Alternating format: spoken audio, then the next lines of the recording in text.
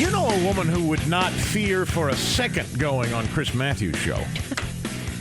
Because she does it all the time. She gets asked, and she goes wherever she's invited. She wouldn't even ponder it. In fact, that's exactly who I should bring in to ask. Ann Coulter, our dear friend, is back on Talk Radio 1210 WPHT. And Matthews asked me to come on to talk about the PA primary tonight. I've never gone on that show. I know you would, but people are saying it's a trap. I shouldn't do it. What do you think? You should definitely do it. I think Chris Matthews is the fairest to Donald Trump of anyone on television. Oh, do you really? Yes. Now he's still a liberal. Are you doing it in studio? Yeah, it's one of those satellite link-up Satellite. things, Yeah, I always find that hard, no matter what the show is. You could be on with, the friendliest person in the world. There's sometimes a delay. Probably won't be since you're both East Coast. But no, I think he's very fair. All right. In fact, I will watch it because I watch him all the time. I never believed. I will say this. I won't say I never believed, but I kind of doubted his. I come from the rough streets of Philadelphia story, but just because he's a Democrat, and Democrats, as there's an article Drudge linked to yesterday in Vanity Fair, the Democratic Party, to close observers, has come to basically represent the 1%. Yeah. Unfortunately, so has our party. Yeah. But for the first time, I mean, he'll vote for Hillary in the end, but he's very sympathetic. And he's the only one who seems to even understand Donald Trump. Well, actually, I think Scarborough does too. Is it because they're friends? No. Look at how, I don't know if you saw this. I was tweeting like wild about it yesterday. The New York Times had an interactive map where you could see how each city block in Manhattan voted on Tuesday. And there were many interesting things about it. I think New York will be in play with Donald Trump because this was a closed primary.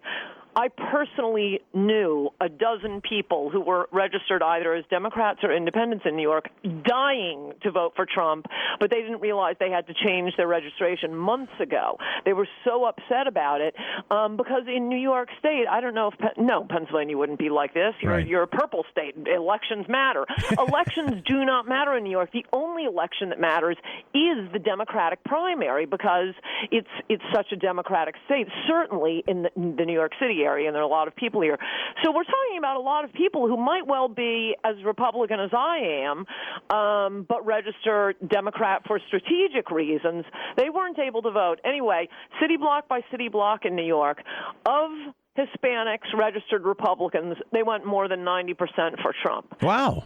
But what I was specifically driving at, Fifth Avenue. Nice areas of Fifth Avenue went for Trump. Now, it was only like 20 people per city block voting in the Republican primary. And the millennials over in Yorkville voted for Trump. I'm talking about in the Republican primary. It was the ones in between, whom I'm accusing on Twitter of being the middle-class strivers who didn't want to be thrown in with the working class who voted for Kasich. Here's what I think about Donald Trump, because you're a New Yorker, you can confirm or deny this. This is purely my guess. And it's not criticism in any way. I've just thought to myself for a while now, Donald has cultivated personal friendships with a lot of folks that may not even be inclined to be Republicans, but they like him a lot. Yes. Is that true? Yes. And something that should calm people. I never thought that much about him one way or another. I never imagined he was going to be as magnificent as he is. I remember that event we had not quite a year ago, maybe 8 or 9 months ago, when my book, Adios America, came out. Yep. What a wonderful crowd. And, it was a little depressing. I said at the time, immigration is everything. No other issues matter. Unless we stop being outvoted by foreigners, we're just going to lose. Let's just limit it to us, and then we can argue about other stuff. I actually think Trump is fantastic on these other issues. Trade, making the hedge fund managers pay the same rates that, you and I do. Just issue after issue, he punches back. He doesn't grovel to the media. I love that he attacks the media. He is so magnificent. Yet and still, I do know a lot of people have been in dealings with him, and they're all really impressed with him. Here's what bugs me, and I think it bugs you because you've said as much. I wish, That AIPAC speech he gave was a great speech.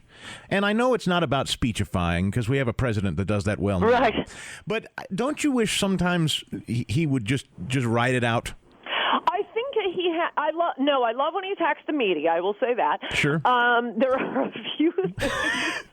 There are a few things I had some mild criticisms of, but let's not. That's water under the bridge, Chris. No, I know. I think it's, but I don't think it's personal. It's just a style thing. I'm maintaining, and by the way, this is a BS story coming from the media. They love these fake stories about the Trump campaign and turmoil in the Trump campaign. Right. And oh, look, he's changed in the last 2 weeks. It's his new advisors. No, he changed since the Florida debate. Do you remember that Florida debate? Yep. He was the only one who was presidential. The rest of them snipping at him. He was magnificent. Now, he also is an entertainer, so every once in a while with the rally, he'll say funny stuff, and you hit him. He does hit back 10 times harder. And when I see things like that, transgender bathrooms in North Carolina, all I can think is, and I don't want to criticize the governor of that state. He was one of my all-time favorites. I was thinking of pushing him for a possible vice presidential nominee. But when he was on Meet the Press this Sunday, I don't watch TV anymore. I hate it so much, other than Chris Matthews and Scarborough. And I was watching. I walked into the room, and this governor was on, and he was our strongest, most politically incorrect Republican. Yeah. And he's groveling and apologizing to Chuck Todd about a law to prevent big, hairy men in dresses from going into the little girls' room. All I could think, I looked it up later, all I could think was, I wish this was Donald Trump making this argument. So I like all that, but yes, you are, the larger point you're driving at, no, people who've done business with him say, of course he switches back on and off. Yeah. He's incredibly professional. The stories I've heard about him in meetings, one that I like, not a particular story exactly, but it describes his personality so well. He loves fixing problems, and people who have been in meetings with him say that, when they're going through stuff and, this project's going well, and this project's going well, he's just bored out of his mind. He's throwing, paper airplanes, shooting spitballs. And then, he'll hear someone say, and then, we got this huge problem. And then his eyes light up. And then he's all business. And he loves fixing problems. And I think that's what happened. He looks at the country. So, Ann, do you have, I'm just asking because I'm curious. Do you have a friendship with him? Do you communicate with him regularly? No. We tweet, and I have talked to him, and he read my book. He read Adios America. Okay. Now, I got to ask you about the whole primary process in terms of delegates, because this is something I struggle with. I understand why a lot of people don't follow the delegate process or think it's rigged or think it's stacked against the insurgent candidates. But isn't it a state problem? And is there a way to fix it? I don't know that there is. And unless we do away with a kind of a more federalist type system of state by state rules. No, I'd keep the state by state. I think that's not the issue. I do think cheating is going on. The one thing I'd say, and I've said this forever, this has nothing to do with Trump, no more caucuses. We want elections. State-by-state elections, but elections, i.e. primaries. And it is very striking that Trump keeps winning elections and Cruz wins these sleazy little procedural victories. I wrote in a column recently what they mean. It was driving me crazy. They keep saying, well, these are the rules. These are the rules. Where they have some tiny little, conference out in Colorado, and I'm sorry, you're a Trump delegate. You're not allowed to participate. It really is outrageous what some of these state parties are doing. We've never had a situation like this where the party bureaucrats are against the Republican voter. Right. The voters keep going for Donald Trump. Every election goes for Trump, and then, we're going to pick the delegates. Oh, look, they're all Cruz delegates. No, that is unfair, and it's the party being unfair. Well, let me tell you what's happening in Pennsylvania, for instance. You probably know this. The money, like the big money bundler types in the Republican Party in Pennsylvania are all in for Kasich. They're all throwing. Good grief. Have they seen him talk? So, that's who they are backing. Now, we have 54 unbound delegates in Pennsylvania, as you know. Oh, yes, Pennsylvania. This is a huge problem. Tuesday. And so you've got big money and the Pennsylvania GOP throwing in behind Kasich. 54 people go to Cleveland unbound. Some of them are pledging their support for Trump or Cruz, but I don't know that you can be sure that's going to happen.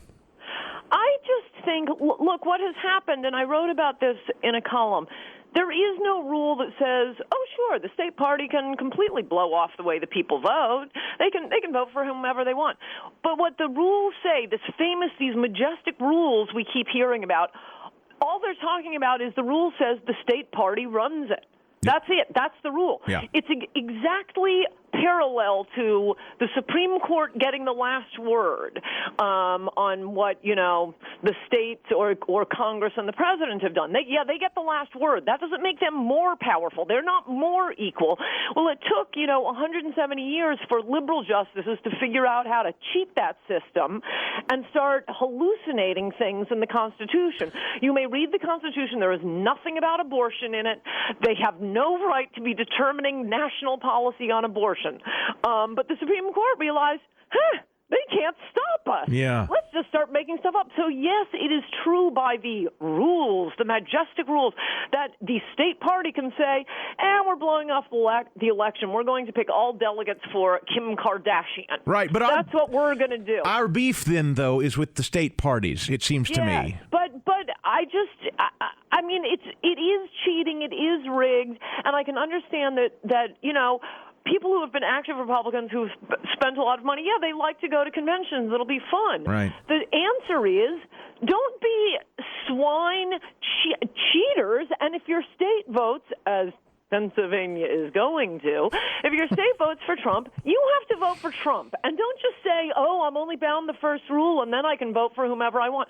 No, do the honorable thing, or I think there will be pretty major changes and the party participants won't be the ones going to the conventions anymore. Miss Coulter, your book, Adios America, great reading. And I know you're working on another one because you always are. I can't think about anything about getting Trump into the White House. Nothing else matters. All right, Annie, you're always welcome back. Thank you so much.